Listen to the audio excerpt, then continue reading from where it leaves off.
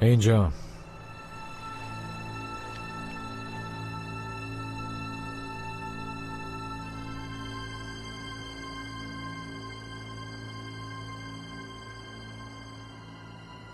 بیا جلوتر دختر.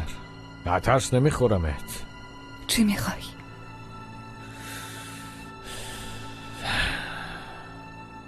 تو رو میخوام. به غیر از تو هیچی. ایلول، من پول دارم، خیلی پول دارم. ماشینم هم اینجاست. بیا با هم فرار کنیم، هر جا تو بگی. نمیخوام. حالم ازت به هم میخوره، چندشم میشه. چند روز دیگه بچه دار میشی، لااقل به اون فکر کن. مگه تو فکر کردی؟ آره؟ 2 روز پیش که بهم چاقو زدی نزدیک بود بچه‌مو بی پدر کنی. بیا، لجبازی نکن، بیا بریم. تو رو خدا ولم کن، خواهش میکنم. ولت نمی کنم. باید با من بیای، وگرنه میرم از دستت شکایت میکنم تا بیافتی زندان. به من دست نزن! من دوستت دارم دختر، من عاشقتم. تو هم باید دوستم داشته باشی. یارو چی کار میکنی؟ شما دخالت نکنی. تو هم راه بیافت ببینم. راه بیافت. ولش کن ببینم. اگر نمیگم شما دخالت نکنی.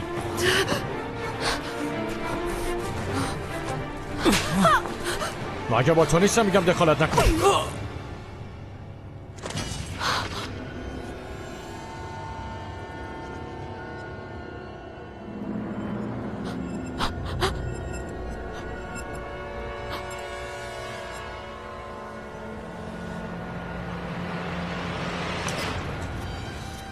چی کار کردی دختر؟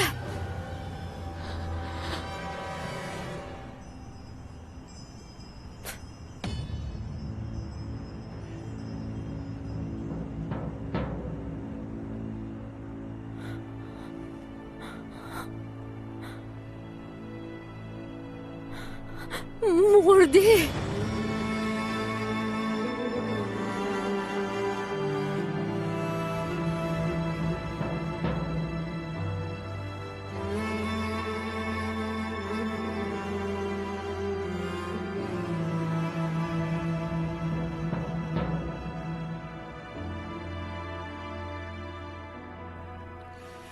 هدیه ببین چی کار کردن. ببین تو رو خدا، از دست اینا یه روز میافتم میمیرم به خدا.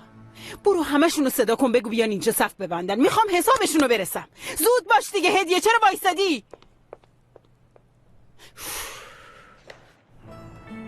داشت اذیتم میکرد.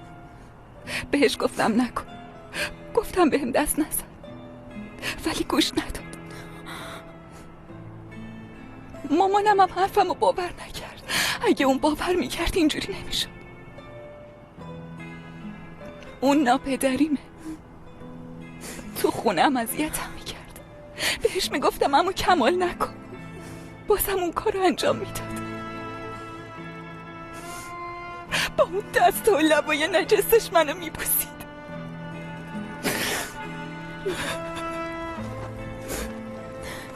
نکن، اینجوری نکن.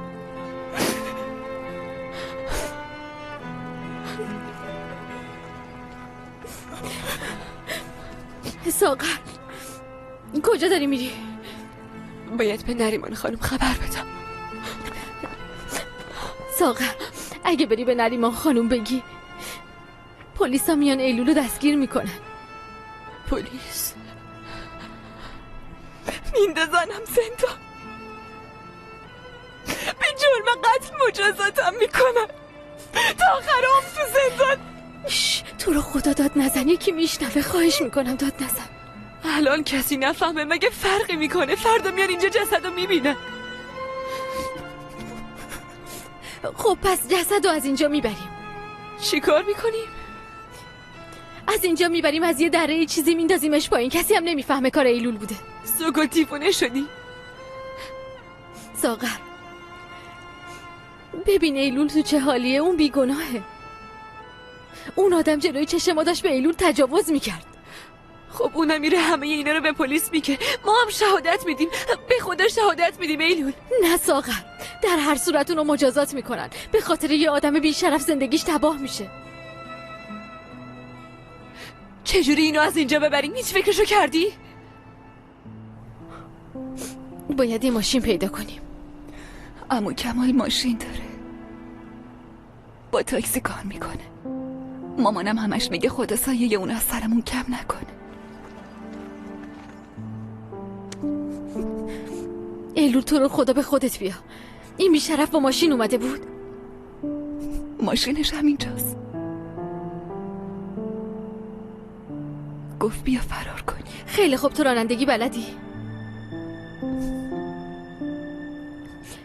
کسی رو میشناسی که رانندگی بلد باشه، قابل اعتمادم باشه؟ سرکان. باشه، پس زود برو سرکانو خبر کن. منم خوابگاهو میپیچونم. یعنی چی میپیچونی؟ باید یه کاری کنم که وقتی داریم از اینجا میریم بیرون کسی نبینتمون. امکان نداره.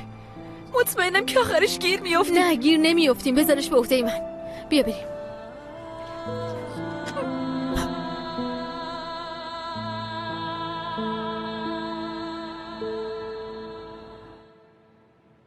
بالاخره کسی که این کارو کرده رو پیدا میکنم. اون وقت میدونم باهاش چی کار کنم. اگه چیزی میدونین همین الان بگین، وگرنه حساب همتون رو میرسم. یه لحظه دخترا، من میخوام یه چیزی بگم. تو طبقه ما حتی یه دونه توالت هم نیست. آب طبقه بالا هم قطره قطره میاد.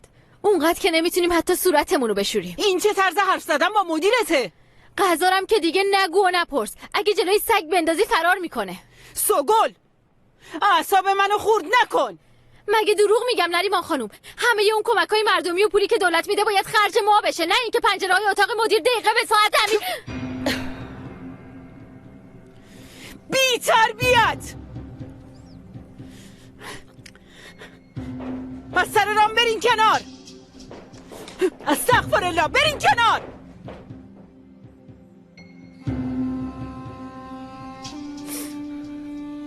من این خیالم نیست که سیلی خوردم، ولی بی خیالی شماها عذابم میده.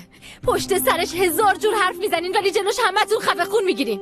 اینو بدونین که اگه کاری نکنیم اوضاع اینجا از اینی که هست بدتر میشه. حق با سوگله. آره راست میگه، باید شورش کنیم. چون هیچی نمیگیم هر کاری دلشون میخواد میکنن. درسته دخترا، بیاین یه شورش حسابی بپا کنیم تا این نریمان بشینه سر جاش. آره راست میگه. آره شورش کن. آفرین شورش بیاریم. همینه دخترا.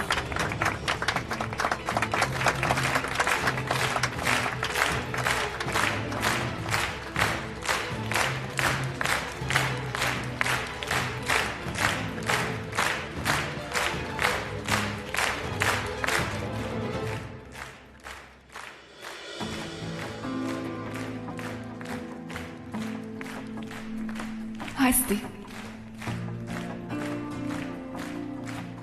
تو رو خدا جواب بده.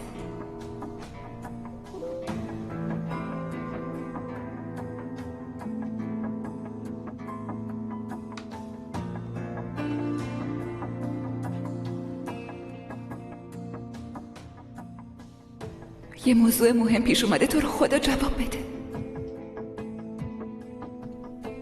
من اینجا.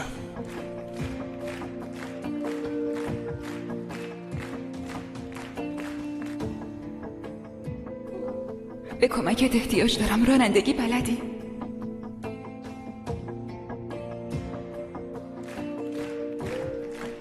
آره چی شده؟ اینجا نمیتونم بگم. میتونی بیای جلوی خوابگاه؟ آره میام.